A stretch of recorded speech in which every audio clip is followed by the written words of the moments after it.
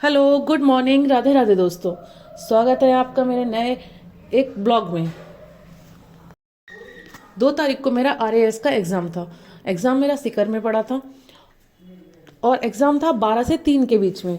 लेकिन उन्होंने entry time दिया था कि 11 के बाद वो किसी को एंट्री नहीं देंगे। तो वहाँ पर हमें जल्दी पहुँचना था। अगर हम 31 की शाम की ट्रेन रखते और जाते तो हमें हर हालत में देर हो जाती, क्योंकि सीकर तक ट्रेन नहीं जाती है, ट्रेन रिंगस तक जाती है, रिंगस से फिर जाने में हमें काफ़ी टाइम लग जाता। तो इसलिए हमने डिसाइड किया कि हम एक दिन पहले निकलेंगे और पेपर देने से पहले हम वहीं रुकूंगी, जिससे कि मैं आराम से उठ के अपना एग्ज़ाम देने जा सकूं। जहाँ भी सेंटर हो वो पहले देख लेंगे और सब कुछ मतलब वो होगा तो ज़्यादा मतलब अच्छा होगा, हड़बड़ी नहीं होगी, भागम भाग नहीं रहेगी और टाइम से अपने मैं सेंटर पे पहुंच जाऊंगी।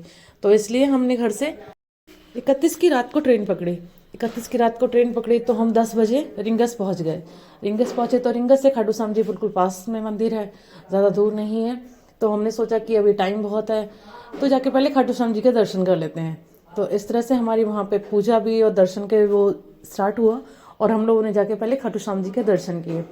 खाटू श्याम गए मंदिर में, वहाँ ज़्यादा टाइम नहीं लगा, भीड़ भाड़ भी नहीं थी, क्योंकि इस समय मंदिर मेला वगैरह जो चलता है जिस टाइम उस टाइम काफ़ी भीड़ होती है, लेकिन इस टाइम कोई भीड़ नहीं थी। बहुत ही आसानी से मतलब दर्शन हो गए, अच्छा लगा और काफ़ी मतलब ठीक था सब कुछ। और हमने दर्शन करके हम वहाँ से 2 ढाई घंटे में फ्री होके हम वहाँ से चल दिए कि हम जाते हैं अपने सेंटर में, जहाँ हमारा सेंटर पड़ा है हम वहीं रुकेंगे और वहीं पे रहेंगे।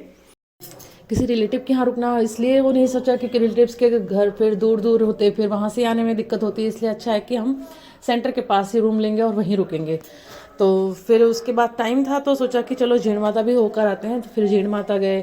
फिर वहाँ से दर्शन करके फिर ऊपर एक अरावली पर्वत की रेंज का है, एक काजल पर्वत है, काजल शिखर, उस पर्वत पे एक मतलब माता का मंदिर है, उस मंदिर को हम गए थे। उस मंदिर में जाके दर्शन किए, सारे दर्शन करके, दोनों माताओं के दर्शन सब करके, खाटू श्याम जी के दर्शन करके फिर जाकर हमने अपना सेंटर देखा कि सेंटर कहाँ है। सेंटर देखने के बाद वहीं सेंटर के पास में ही रूम लिया, रात को आराम से रुके, वहाँ पे स्टे किया, होटल में रहे। फिर क्या कहते हैं, सुबह जाके मैं एग्ज़ाम सेंटर पे 10 बजे ही पहुँच गई थी। जैसे कि पहला था अदर स्टेट में था, तो फिर थोड़ा सा देने में एग्ज़ाम में मुझे थोड़ा सा वैसा लग रहा था कि पता नहीं क्या क्या चेक करेंगे, क्या कैसा होगा। अदर स्टेट में थोड़ा सी घबराहट जैसी। मैं फर्स्ट टाइम को राजस्थान का एग्ज़ाम देने गई थी। मैंने फिल किया था इससे पहले भी फॉर्म, लेकिन मैं स्टडी नहीं की थी तो एग्ज़ाम देने भी नहीं गई थी। लेकिन इस बार मैंने सोचा कि चलो एग्ज़ाम देकर तो देखती हूँ। ये स्टडी की भी थी मैंने थोड़ी बहुत, लेकिन जो स्टडी की थी मैंने हिस्ट्री को बहुत अच्छे से पढ़ा था, ज्योग्राफी पढ़ा था। लेकिन हिस्ट्री और ज्योग्राफी से कोई क्वेश्चन ज़्यादा उसमें आए नहीं, 1-2 क्वेश्चन ही था। बाकी सब करंट, स्टेट लेवल का पूरा करंट दे पूछ रखा था उन्होंने, बाकी ज़्यादातर करंट से थे सारे क्वेश्चंस। बाकी हिस्ट्री ज्योग्राफी वगैरह उन्होंने कुछ अच्छे से पूछ नहीं रखी थी ज़्यादा। तो पेपर तो अच्छा नहीं हुआ, लेकिन हाँ काफ़ी चीज़ें कुछ समझ में आई कि किस तरह से स्टडी करनी है। और मतलब वो इतना जो था कि हाँ अदर स्टेट में कैसे हम देंगे, कैसे वो चेक करते होंगे, कैसे क्या करेंगे, वो सारा हेजिटेशन थोड़ा सा निकल गया दिमाग से। और काफ़ी मतलब ठीक हुआ कि जाके थोड़ा सा लगा कि हाँ ठीक है दे सकते हैं दूसरे स्टेट में। देखिए मेरा मेन फोकस जो हिस्ट्री और ज्योग्राफी पे था, जिस हिसाब से मैंने स्टडी की थी, अगर उससे ज़्यादा मैंने करंट पे ध्यान दिया होता तो शायद थोड़े क्वेश्चन ज़्यादा अच्छे से ठीक हो जाते। लेकिन मैंने हिस्ट्री ज्योग्राफी भी दिया, मुझे लगा स्टेट लेवल का है तो हिस्ट्री, स्टेट की हिस्ट्री और ज्योग्राफी ज़्यादा पूछी जाएगी, क्योंकि उससे सबसे जो कोचिंग वगैरह थी उसी की जो क्लासेस थी उससे मैंने पढ़ने की कोशिश की थी, जो यूट्यूब पर फ्री क्लासेस थी, तो उसमें भी हिस्ट्री ज्योग्राफी उन लोगों ने ज़्यादा पढ़ा रखी थी। लेकिन उस हिसाब से क्वेश्चन से हिस्ट्री ज्योग्राफी से तो नहीं बने, पूरे करंट से थे।